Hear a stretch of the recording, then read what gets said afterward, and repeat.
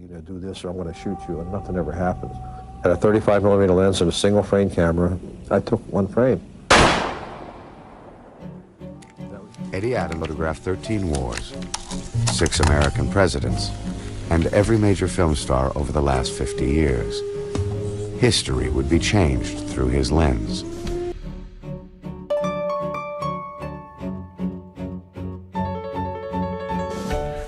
Edward Thomas Adams, born June 12, 1933 in New Kensington, Pennsylvania, was a Pulitzer Prize-winning American photographer and photojournalist, noted for portraits of celebrities and politicians and for coverage of 13 wars.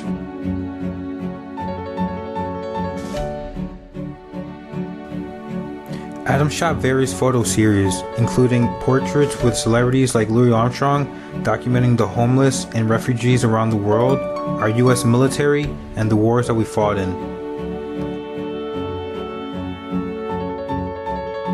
Adams served in the United States Marine Corps during the Korean War as a combat photographer. One of his assignments was to photograph the entire demilitarized zone from end to end immediately following the war, which took him over a month to complete.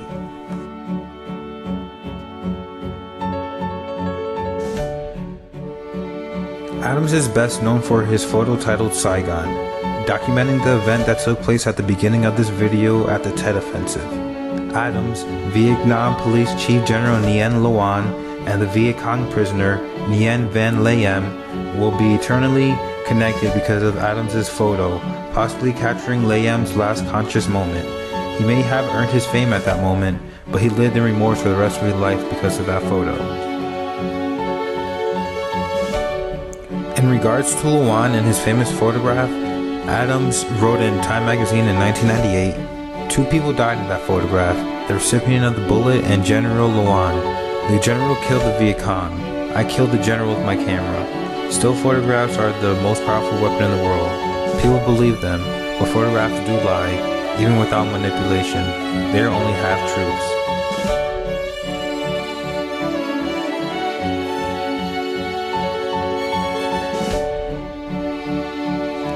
Along with the Pulitzer, Adams received over 500 awards, including the George Polk Award for News Photography in 1968, 77, and 78, and numerous awards from World Press Photo, NPPA, Overseas Press Club, and many other news organizations.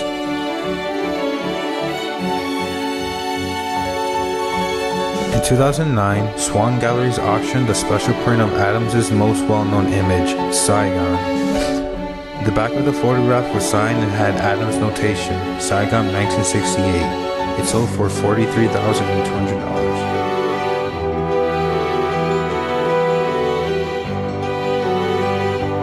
Through Adams's lens, people worldwide have experienced images that will forever be ingrained in our minds.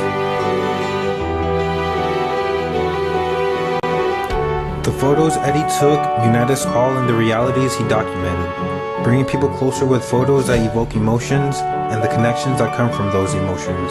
Although he has left us over a decade ago, the photo he took will live forever.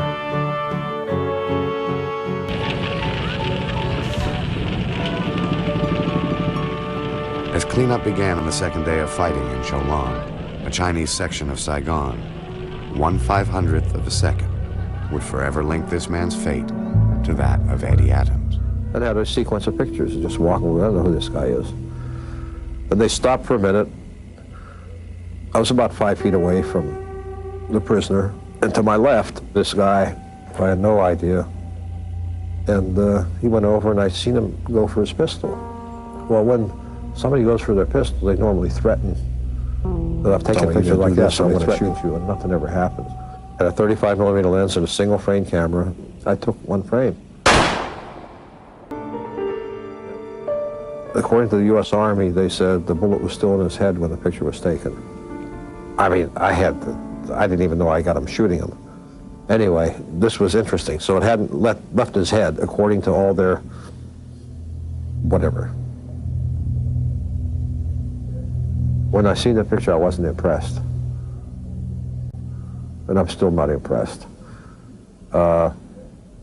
Because, you know, again, you can look at it in a lot of different ways. It was like it's not a great work of art in terms of photography. Number one, it's the wrong time of day. The light wasn't right. I mean, but you don't, I'm just a news picture. You know, composition, it was terrible. But on the other hand, it was a moment that was, I guess, very important.